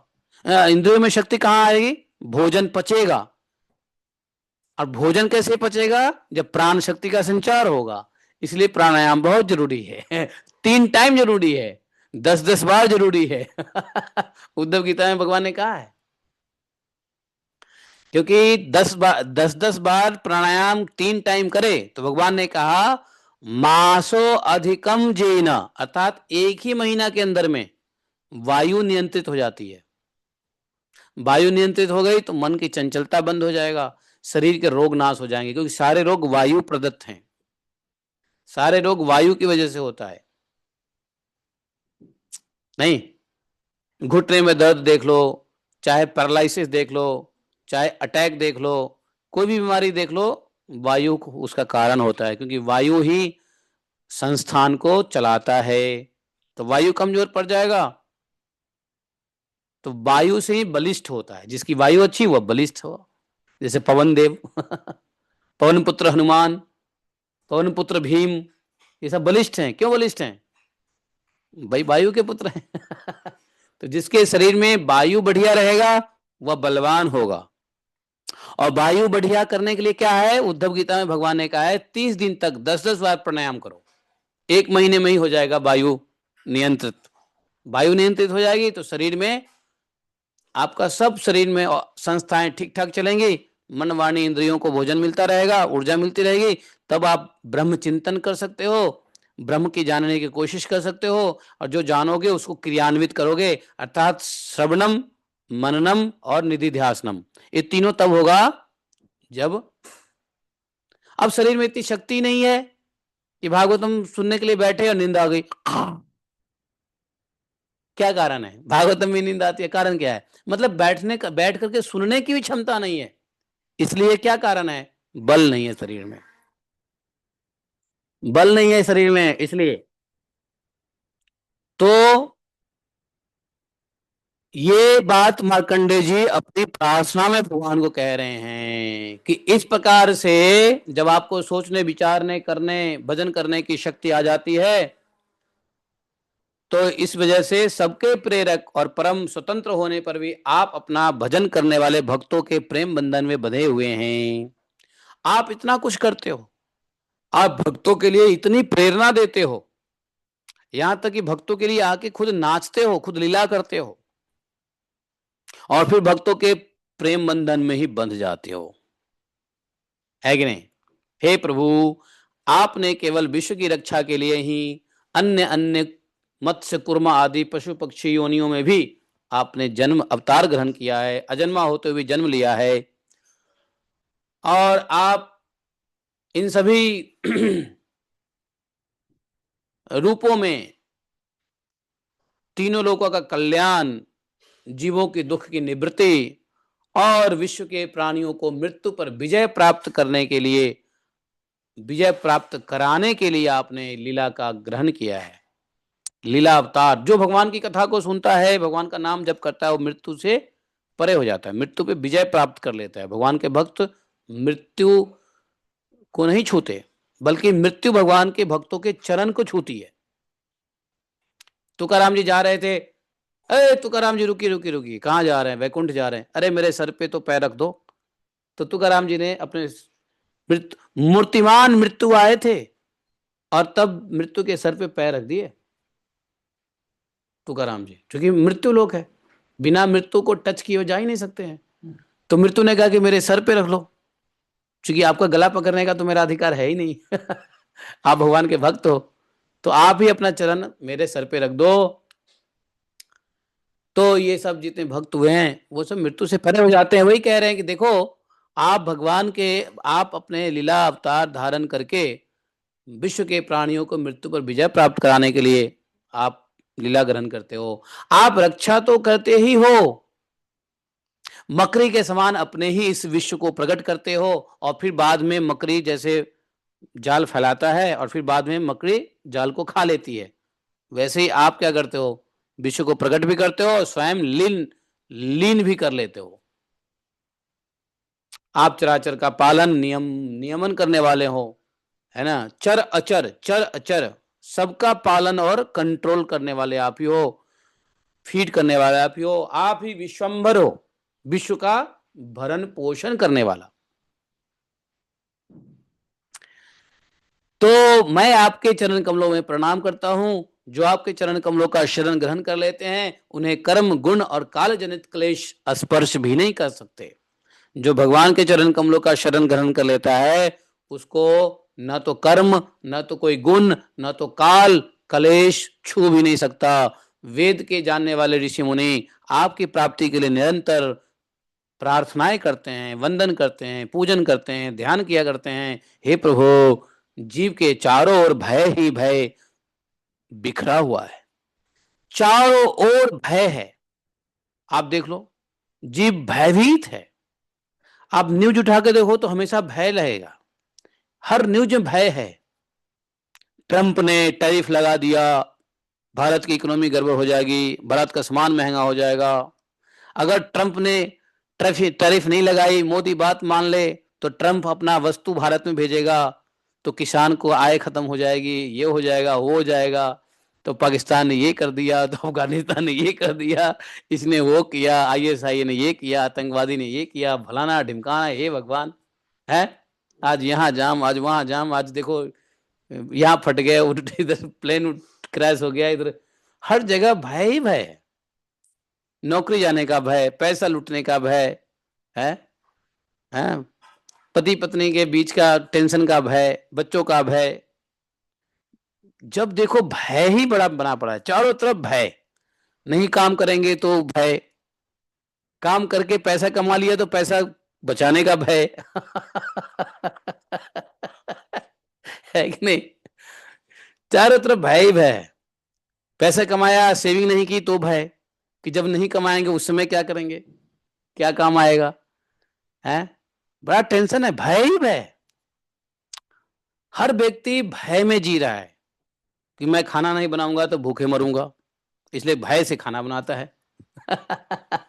है कि नहीं? भय से नौकरी करता है, पैसा नहीं आएगा तो जीवन कैसे चलेगा, बिजली बिल कैसे देंगे। भय है, अगर पैसा नहीं लाएंगे तो ईएमआई कैसे जाएगा, बैंक कार उठा के ले जाएगी। है कि नहीं? व्यक्ति भय से काम करता है। इस संसार में जो भगवान की भक्ति में नहीं है, भगवान की भक्ति में ही निर्भय है, भगवान की भक्ति में ही अभय है। संसार के काम में तो भय है, और संसार भय दे दे के आपको काम कराती है, आपको रोज मारती है। अभय तो भगवान के चरणों में है। अभय चरण अरविंद। तो वास्तव में कितनी बड़ी बात कह रहे हैं कि जो भगवान का भक्त नहीं है वो भय में जी रहा है, भक्त ही निर्भय है। हैं, बाकी मायादास तो हमेशा भय दास है।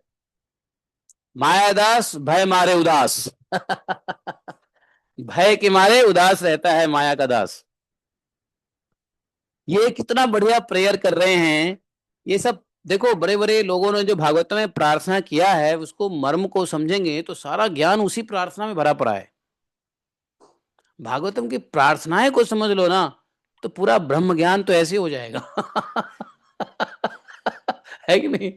पूरा ब्रह्म ज्ञान जो है भरा पड़ा है कि नहीं? तो बोले कि देखो, जीवों के चारों ओर भय का बोलबाला है? क्षेमम जनस्य परितो भय ईश विद्या, क्षेमम जनस्य परितो भय ईश विद्या। विद्यमान है क्या भय? कैसे? कालस्य ते किमतु तत्कृत भौतिका नाम। काल भी अलग से अपना प्रकोप जमाए हुए है। काल कैसे प्रकोप बनाया? टाइम कम है, समय कम है। 80 साल की आयु में सब कुछ करना है, 80 साल की आयु में 4 खानदान का कमा के रख देना है। है कि नहीं? तो एक तो भय का बोलवाला है, ऊपर से काल रूप भी भय भी तो जो है आयु सीमित कर देती है?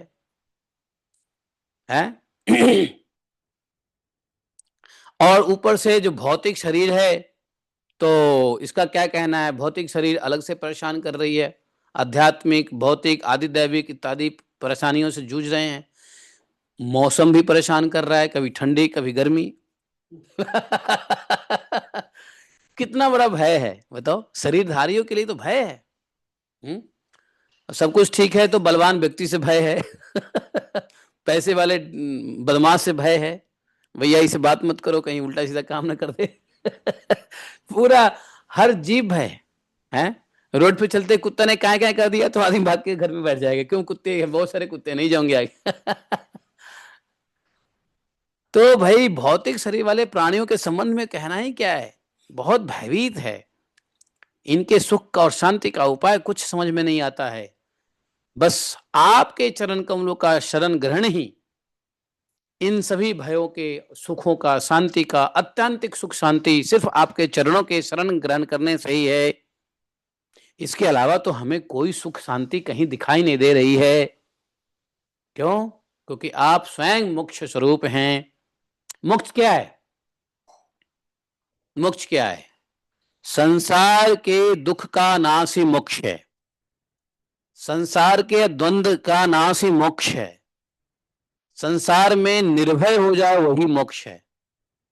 तो जो व्यक्ति भगवान का भजन करता है तो भगवान वो कहते हैं कि भगवान आप स्वयं मोक्ष स्वरूप हैं, अर्थात आपके शरण में आने से सारे भय का नाश होता है। इसलिए व्यक्ति तो आपके भजन करने मात्र से मोक्ष मिल जाता है उसको। इसलिए मृत्यु से पहले भय मुक्त होना पड़ेगा। जो व्यक्ति भय से मरेगा उसको पुनर्जन्म होगा। हाय हाय, मेरे मरने के बाद बच्चा क्या करेगा? लो, दोबारा जन्म बच्चे के घर में हो जाएगा। मरते समय अगर भय आ गया मेरे धन का क्या होगा, चलो सांप बन जाओ, धन की रक्षा करो। तो मरते समय भय नहीं होना चाहिए। इसलिए मरने से पहले संसार के भय से मुक्त होना, संसार के गुण से मुक्त होना, संसार के द्वंद्व से मुक्त होना। तो सुख दुख का द्वंद्व, भय और गुणों, इनसे ऊपर मृत्यु से पहले ही आना पड़ेगा। इसलिए कल के कथा में बता रहे थे ना, कल की कथा में क्या बता रहे थे? 3 चीज से ऊपर उठ जाना, गुण, कर्म और क्या? जैसे 3 गुण है, अवस्था, तो 3 गुण से ऊपर उठ जाना, सभी इस प्रकार के सांसारिक कर्मों को त्याग देना, सिर्फ भगवत कर्म को जो करेंगे भगवान के लिए ही करेंगे। तो ये कर्म से ऊपर उठ गए, सांसारिक कर्म से ऊपर उठ गए। और दूसरा अवस्था से ऊपर उठना, जैसे 3 अवस्था बताया था बुद्धि का, कौन कौन से? जागृत, स्वप्न और सुसुप्ति। तो तीनों अवस्था से ऊपर उठना क्या है? तुरीय अवस्था। तो ये तीन चीज जब हो जाती है तो व्यक्ति मुक्त हो जाता है, शरीर में मुक्त हो जाता है। और जो मुक्त हो जाता है फिर उसके बाद उसके साथ भगवान, मुक्त स्वरूप भगवान उसको दर्शन देते हैं, खाते हैं, पीते हैं, खेलते हैं ऐसे भक्तों के साथ। भगवान मुक्त स्वरूप है और जीव बद्ध है, तो बद्ध जीव को मुक्त स्वरूप भगवान दर्शन नहीं देते हैं। इसलिए जब बद्ध जीव मुक्त होता है तो मुक्त स्वरूप भगवान उसको दर्शन देते हैं। जब भी जाकर के कुंभन दास जी के साथ भगवान खेले नहीं, तो सूरदास जी के साथ भगवान खेलते नहीं, चतुर्भुज दास जी के साथ भगवान खेलते। तो ऐसे ऐसे भक्त हुए हैं भगवान तुकाराम जी के साथ, ज्ञानेश्वर जी के साथ, यहां तक कि कुंभन क्या बोलते हैं उसको, महाराष्ट्र में कई भक्त हुए हैं। धन्ना जाट जी देखो, हरियाणा के भक्त हुए हैं। गोरा कुमार हुए हैं महाराष्ट्र के भक्त। नरसिंह मेहता हुए हैं गुजरात के हैं। इन सब के साथ भगवान आए हैं। क्यों? क्योंकि ये भक्त अपने आप को इन तीन द्वंद्वों से ऊपर उठा लिया है, कर्म से ऊपर, अवस्था से ऊपर, गुण से ऊपर अपने आप को उठा लिया है। मोक्ष स्वरूप भगवान तब जाके मिलते हैं। बद्ध जीव को मुक्त मोक्ष स्वरूप भगवान थोड़ी ना मिलेंगे भाई। लाइक टू लाइक होता है ना, लाइक माइंडेड के साथ बैठता है ना हाँ, तो इसलिए जो है वही बोला कि आप स्वयं मोक्ष स्वरूप हैं। आपके चरण कमलों का शरण ग्रहण करने के अतिरिक्त कोई भी परम कल्याण और सुख का उपाय तो दिखता ही नहीं है। बोले हे भगवन सत्तम रजस्तम इति शतवात्म बंधो माया मया स्थित लयोद हेतवस्य लीलाधितायुदपि सत्वमयी प्रशांत्यै न अन्य नृणाम व्यसनमो विशश्च भयाश्रम। बहुत बढ़िया बात कहा। बोला कि हे भगवान आप समस्त जीवों के परम गुरु हैं। भगवान वास्तव में सबके गुरुनाम गुरु है ना, गुरुनाम गुरु, गुरुओं के गुरु हैं भगवान। कृष्णम वंदे जगत गुरु। वास्तव में जगत गुरु कहलाने वाले तो सिर्फ एक भगवान ही हैं। सबसे श्रेष्ठ और सत्य ज्ञान स्वरूप भगवान हैं, आप ही हैं। इसलिए आप आत्म स्वरूप को ढकने वाले इस शरीर और घर, देह और गेह, देह मतलब शरीर, गेह मतलब घर, धन संपत्ति पुत्र पौत्र आदि निष्सफल असत्य नाशवान प्रतीति मात्र पदार्थों को त्याग कर मैं आपके चरण कमलों के ही शरण ग्रहण करता हूं। तदवै भजाम्यम मृतधियस्तव पादमूलम हित्वेदमात्मक्षरिचात्म गुरो परस्य देहाद्य पार्थमसदन्त अभिमाग्य मात्रम विंदेत ते तरहि सर्वमनीषितार्थम। बोला कि मैं आपके चरण कमलों का ही शरण ग्रहण करता हूं। कोई भी प्राणी यदि आपकी शरण ग्रहण कर लेता है वह उससे अपने सारे मनोरथ पदार्थ को प्राप्त कर लेता है। वास्तव में अगर कोई वासना है भी, मनोरथ है भी, तो भगवान के चरण शरण ग्रहण करने से कोई भी अभिष्ट वस्तु ऐसी नहीं है जो प्राप्त ना हो।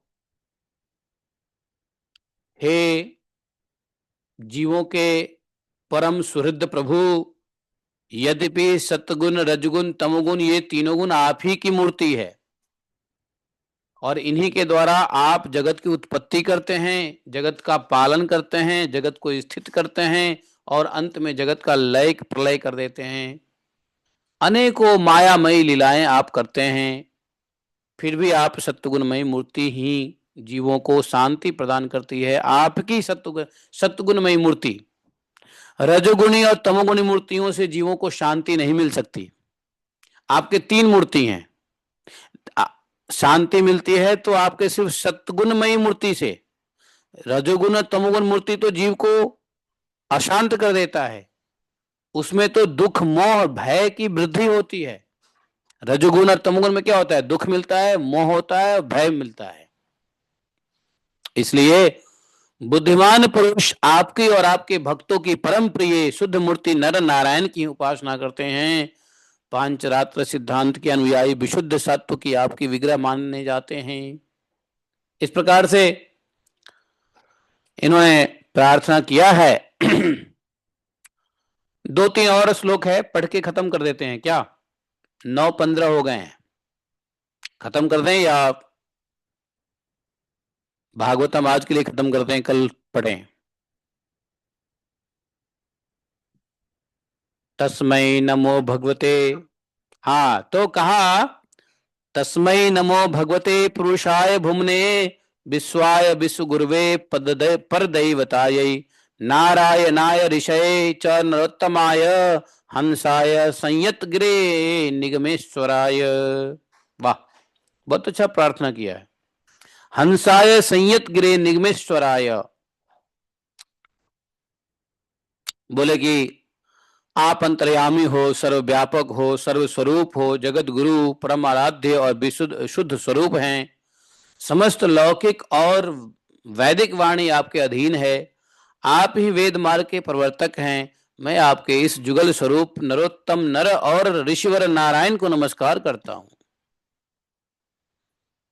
आप ऑल दो प्रत्येक जीव की इंद्रिय और उसमें विषयों में, प्राणों में, हृदय में भी विद्यमान हैं। प्रत्येक जीव के अंदर इंद्रियों के रूप में, उसके विषयों में और प्राणों में और हृदय में विद्यमान है। आप फिर भी आपकी माया से जीव की बुद्धि इतनी मोहित हो रही है कि जीव की बुद्धि ढक जाती है और बेकार का, फालतू का, झूठी इंद्रियों के जाल में फंसकर आपकी झांकी से वंचित हो जाता है, आपके दर्शन से वंचित हो जाता है। किंतु सारे जगत के गुरु तो आप ही हो, इसलिए पहले अज्ञानी होने पर भी आपकी ही कृपा से आपके ज्ञान भंडार वेदों की प्राप्ति होती है, तब वो जाकर के कहीं आपके साक्षात दर्शन हो पाता है। हे प्रभु, वेदों में आपका साक्षात्कार कराने वाला वह ज्ञान पूर्ण रूप से विद्यमान है, जो आपके स्वरूप का रहस्य प्रकट करता है। वेद में ऐसा ज्ञान है जो आपके स्वरूप का रहस्य प्रकट करता है। ब्रह्मा, शंकर, अन्य आदि आदि देवता, बड़े बड़े प्रतिभाशाली ऋषि मुनि उसे प्राप्त करने का यत्न करते रहने पर भी मोह में पड़ जाते हैं। वेद में भगवान को साक्षात्कार कराने वाली ज्ञान है, लेकिन यहां तक कि ब्रह्मा और शंकर भी जब ऐसे ज्ञान को प्राप्त करने का प्रयत्न करते हैं फिर भी मोह में पड़ जाते हैं। आप भी ऐसी लाल लीला विहारी हैं, बताओ। आप तो ऐसे लीला विहारी हैं कि विभिन्न मत वाले आपके संबंध में जैसा सोचता विचारते वैसा ही शील स्वभाव रूप ग्रहण करके आप उनके सामने प्रकट हो जाते हैं।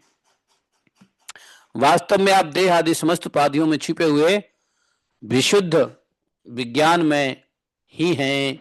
हे पुरुषोत्तम, मैं आपके वंदे महापुरुष महात्मा निगूढ़ बोधम। लास्ट में कह दिया वंदे महापुरुषम आत्म निगूढ़ बोधम, मैं आपके वंदना करता हूं। तो इस प्रकार से द्वादश स्कंद के 8वां अध्याय यहां समाप्त हो जाता है। तो हम लोगों ने देखा कि ये अध्याय समाप्त हुआ और इतने कल्पों के, इतने मनवंतर के बाद जाकर के नर नारायण ऋषि दर्शन दिए, उनका स्तुति किया। आगे 9वें अध्याय कल पढ़ेंगे। कल मार्कंडे जी से प्रसन्न हो जाएंगे नर नारायण भगवान, वर मांगने को कहेंगे। वर मांग तो ना मार्कंडे ऋषि क्या वर मांगेंगे वो कल पढ़ेंगे। मार्कंडे ऋषि माया का दर्शन का वर मांगते हैं, कल पढ़ेंगे इसको। आज के लिए इतना ही काफी है। बोलिए ग्रंथराज श्रीमद्भागवतम की जय। एकम शास्त्रम देव के पुत्र गीतम, एको देवो देव की पुत्र एव, एकम मंत्र शतश नामानि यानि कर्मापि तस्य देवस्य सेवा।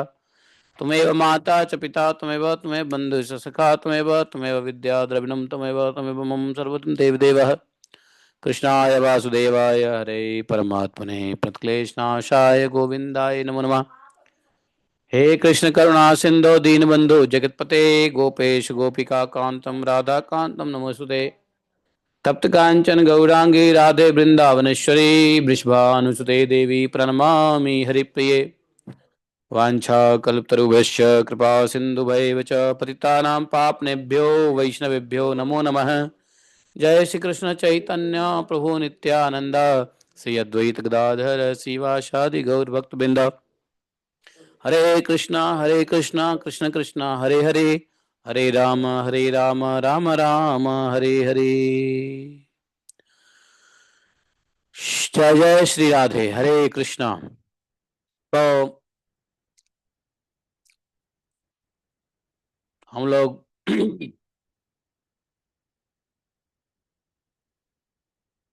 ये ध्यान रहे कि ये प्रश्न है, उसका उत्तर चल रहा है, ठीक है। तो उत्तर क्या मिलेगा लास्ट में देखेंगे। फिलहाल मार्कंडे जी के ऊपर दूसरा तीसरा चैप्टर है और बचा हुआ। चलिए, जयातीते अधिकम जन्मना ब्रज शयत इंदिरा शाश्वत रही।